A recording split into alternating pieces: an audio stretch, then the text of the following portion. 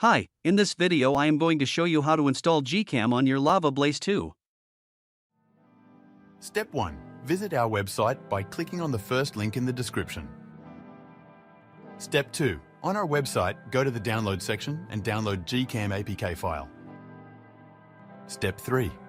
Go to video instruction section on our website. There you will find step-by-step guide on how to install that GCam APK.